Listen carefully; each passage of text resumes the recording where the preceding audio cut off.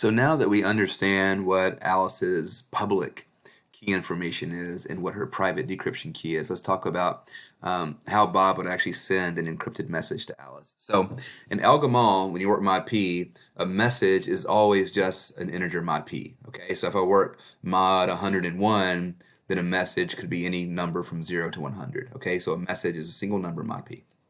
So suppose that Bob wants to take the plain text message M and he wants to encrypt it and send the ciphertext to Alice. Here's how Bob does it. The first thing Bob does is he looks up Alice's public information. So her public information is stored on some network.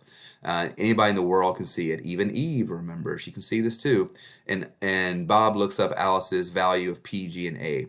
Okay, so here's what Bob does. The first thing Bob does is he starts to mimic the other half of Diffie-Hellman, and he's doing this using Alice's P and G, okay, her prime and her primitive. So what Bob does is Bob selects a random positive integer y, and he computes b equals g to the y. This is all done mod p, of course, okay?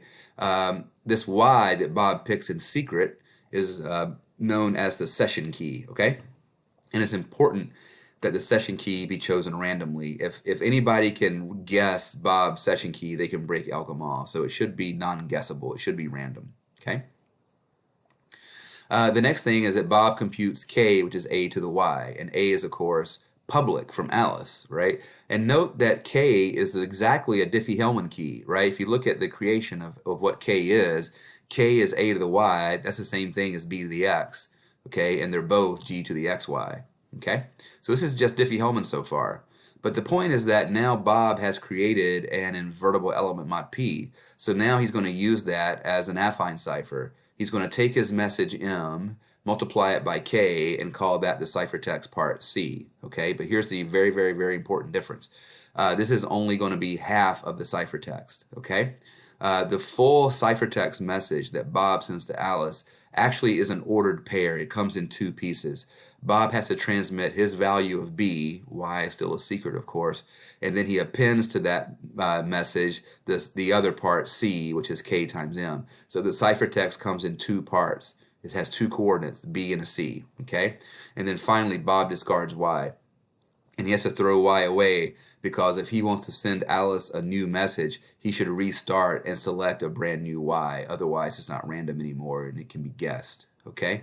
So notice what happens here. Bob never needed to transmit capital K, the affine part of the key, during the encryption step. K never goes over the line. B and C do, but B had nothing to do with K, right? And nor did C, or at least you can't tell that if you're Eve. And so this is kind of slick, right? So the question is, what does Alice do? So Alice receives this packet from Bob, and the packet comes in two parts. It's got a B and a C. How does she decrypt? Well, she knows this is really just going to be Diffie-Hellman, right? So she can compute K as B to the X because she knows her own X. Of course, no one else knows it, not even Bob, right? So Alice can manufacture K as B to the X just like Diffie-Hellman, and you can check that's going to be the same thing as what Bob thought K was, okay? Then Alice inverts it, after all it's invertible, and multiplies it by C. And that's got to be the message. So K inverse times C is K inverse times, well remember, C was K times M, so that's K times N. The K's cancel and you get M back. So that's how Alice gets M back, right? So this is pretty slick. No one can decrypt Bob's message except for Alice because only Alice has X. And only Alice and Bob know what K is, and K was never even sent over the line. This is pretty amazing stuff. So this is how Algol works. So here's the protocol. Just remember it when you need to use it, okay? So let's go through an example together and see that this really does work, okay?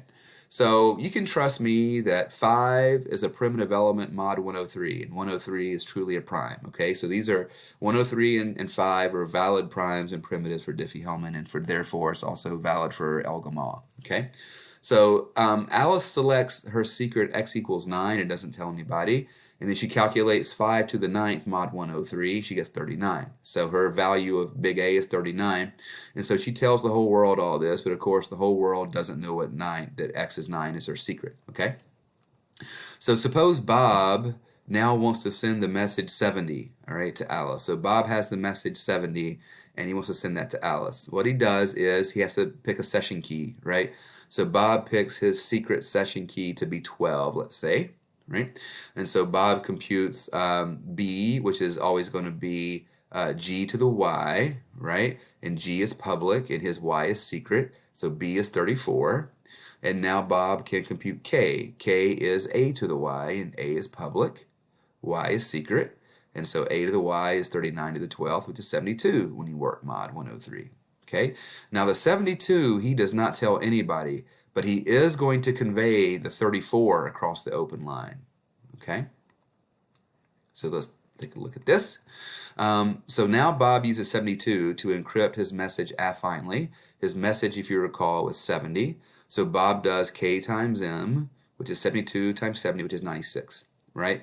So remember, the ciphertext is the message BC. So B is 34 and C is 96. So Bob emails the ciphertext message 34, 96 to Alice. Notice that 72 is never ever sent across the open line. If you did that, that would be really bad. Okay? So the ciphertext message that Bob sent to Alice is 34, 96. Okay? So now it's time for Alice to decrypt this. Okay? She takes Bob's B, which is 34, and her own secret decryption key, which was X, which remember was 9, to get capital K, right? And she gets that by B to the X. So Alice computes B to the X, which is 34 to the 9th, and gets 72. And look, 72 was capital K back when Bob computed it. So they do get the same key. That's just Diffie-Hellman. Okay? And then finally, she can get the plain text by doing K inverse times C, right? So K inverse is 72 inverse, which ends up being 93. The C was 96, so she does 93 times 96, and she gets 70. And that was exactly Bob's secret message, 70. So this works. Okay? Now in the next handout, we're going to start talking about why this is secure, and we're also going to look at some other features of Elgamal which make it really snazzy. This is a nice encryption system, and it's a public key system. It's the very first public key system that we've seen. Okay, what I want you to do for the Canvas quiz to check your understanding is participate in an Elgamal encryption twice. I would like you to do it one time as Bob, that's exercise 1, and I would like you to do it one time again as Alice, and that's exercise 2. And I have to take away your freedom of choice of X because the only way for me to check your work is for me to actually provide your own secret. Sorry about that. So make sure you use secret X equals 53 when you publish. When you work on your Elgamal decryption because you're going to be Alice. Okay, so try that in the Canvas quiz and let us know if you have any questions.